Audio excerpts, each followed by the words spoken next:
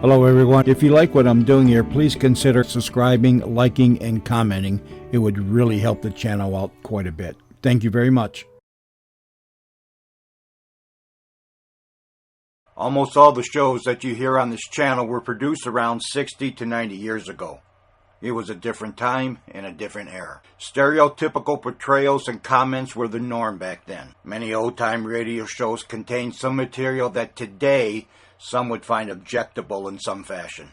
This is history, and this was the way it was. We learn from our mistakes and we move forward every time the sun comes up. The shows contained here are not only for the historical content they may contain, but for entertainment. What some may find offensive, others will not. If you find you are easily triggered by stereotypical portrayals or comments, I suggest you immediately stop listening, unsubscribe, and find other avenues of entertainment. Unless the platforms that I have these shows uploaded to mandate they be removed, they will stay. Please enjoy the following show.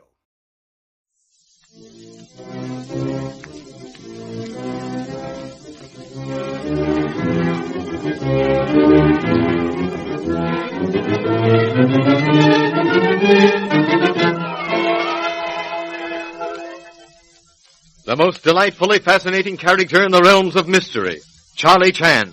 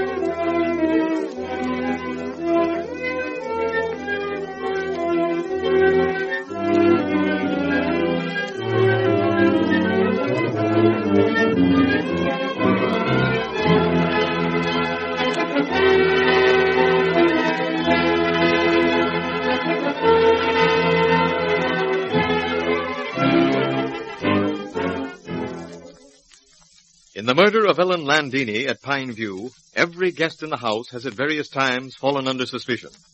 Ah Sing, the aged Chinese servant, however, is the one who undoubtedly was the last person to see Landini alive. And Ah Sing, on entering the study, had identified a .45 lying on top of the desk as his. Inspector Chan, seated in the study with Sheriff Holt and the sheriff's father, Sam Holt, discussed the question of Ah Sing's identification of the gun. Before we exercise our tongues in an effort to learn from Cecils why she withheld information, I think, yes, perhaps it is better that we consider importance of Ah Sing's identification of 45. Which 45? We are agreed he could not possibly have mistaken for Madame Landini. I've been thinking a good deal about that, Inspector, and, well, there's only one thing I can think of. Yes, Sheriff? Ah Sing mistook it for the .45 you found down at the house where Swan was murdered. Yes, son, that's about the way I look at it. And since the gun you found was the one used to kill not only Swan, but Landini, who would be most likely to recognize it? The man who owned it, of course. Yeah. Sorrowfully feel that your conclusions are in part justified, but must submit that such reasoning, while perfectly logical, is not admissible in court of law. Well, you're right there, Mr. Chan. No prosecuting attorney would risk pressing a charge on that evidence. To be perfectly frank, while I agree with you in conclusion, I am puzzled as to why Mr. Romano should deny knowledge of guns when he knows that investigation would reveal that he had served with Italian forces during World War. It was very foolish denial. Well, isn't it possible, though, Mr. Chan, that Romano might not even have thought of his services in connection with your question? Yes, Mr. Holt, it's possible. And if so, clearly indicates that Mr. Romano is not guilty person. By the way, Inspector, have you learned anything yet from the book Landini was writing when she was murdered? It is so far very interesting and very delightful. Landini appears from the pages of her book a very different person than one would gather from listening to comments of her various and varied husbands. I remember her when she first came here as the bride of Dudley Ward. A more delightful young woman you'd hardly expect to meet. To return to business, our immediate task is to find that single fact which will explain for us the connection between the pink scarf belonging to Leslie Beaton being found in the dead woman's hand. The red lid on the yellow box, the yellow lid on the red box, and the blue fuzz from the blanket on the arm of the chair and, Inspector?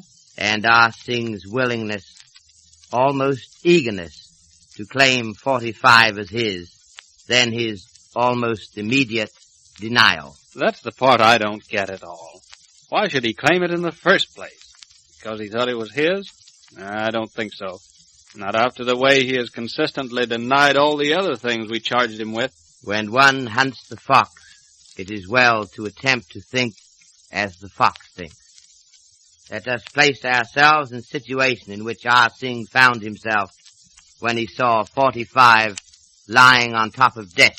Well, his first thought would be, well, they found the gun. And his next thought would be to deny that it was his gun, not to admit it. However, that is what Ah Sing did not do. What then was his reason? Suppose for a moment, if you please, that Ah Sing did not kill Landini. Then recognition of said gun as his would, in his eyes, in no way incriminate him, as he would be aware of fact that his gun had not been used at least to commit murder. And he might for a moment think that it had been discovered that his gun had been used to fire the misleading shot after Landini's death. But that's impossible, Dad. No one could mistake that 45 for that gun of Landini's. Yeah, but if Ah Sing didn't know anything about the affair at all, suppose he is innocent, he wouldn't know which gun was which. Correct, Mr. Holt. And do not forget, please, that Ah Sing did not examine 45 sufficiently closely to determine whether or not it had ever been fired. Then Ah Sing's recognition of that gun could be as much in his favor as it is against him. Quite so, Sheriff. But there is another explanation of Ah Sing's contradictory attitude. It could mean that Ah Sing went to the study. Come in, please. Sit down, Miss Beaton, please. Thank you. Sheriff, will you ask Cecils to step into study? Please. Also, Mr. Ryder. Surely. Thank you so much.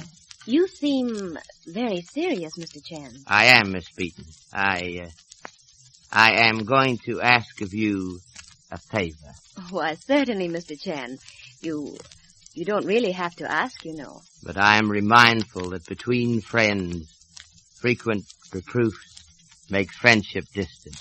If you mean that you are to reprove me for something, then I assure you that it could never affect our friendship. That is indeed heartening admission. Miss Beaton, you are to marry Sheriff. After much thought expended upon matter, I have determined to say this to you. Before many hours have passed, go to youthful Sheriff and confess to him that you have been withholding vital piece of information. But, Mr. Chen... Please hear me out. Confess to him that you have acted foolishly, if loyally. I much prefer that you tell him what you know than I tell him what I surmise. Let's say nothing more now. Here he comes with Cecile. Please sit down, Cecile. Yes, Monsieur Chen. I told you before lunch, Cecile, that I wished explanation from you as to why you did not tell either Sheriff or self that you saw someone creeping down back stairs in dead of night. Monsieur Chen, I tell you before, I am scared. I ask my husband to speak to you and ask if I cannot leave Pineview. Oh, I do not sleep anymore. I am afraid that I will be the next one to be killed. And why should you fear that, Cecile? Do not ask me, Monsieur Sheriff. I have the feeling. Why must I stay here? I know nothing. I was that, not... Cecile, is where we disagree with you. Had you always told the truth without urging, the sheriff might have seen his way clear to allow you to leave Pine View. But you must admit that you have had information which you did not see fit to tell us. The penalty, Cecile, for telling an untruth is that no matter how much you may protest, in the end, the strictest truth will not be believed. Oh, I did not mean to do wrong, Monsieur Chan. I ask my husband, you speak, Mr. Chan. He tell me he do that. Then I say, speak, Mr. Ward. Perhaps Mr. Ward can, what you say, persuade Mr. Chan to let me leave Pine View. Your husband spoke to Mr. Ward? My husband, he say you come speak with Mr. Ward yourself. I say tomorrow I speak to him. Then that night, I have feeling of someone in my room. I wake, switch on light.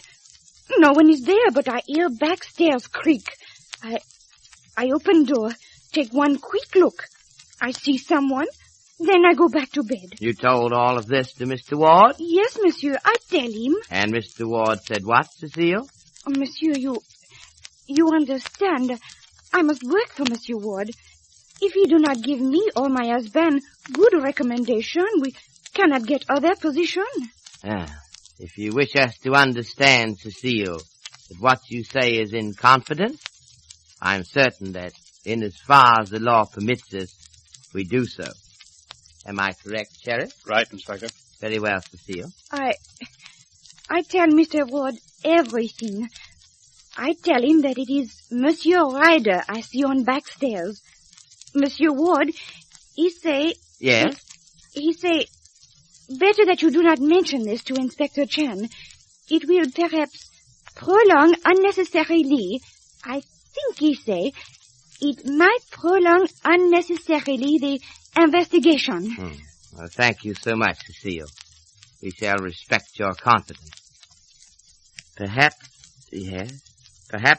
better that you go now before we invite Mr. Ryder to give his explanation of the affair. Oh, thank you, Monsieur Chan, for understanding.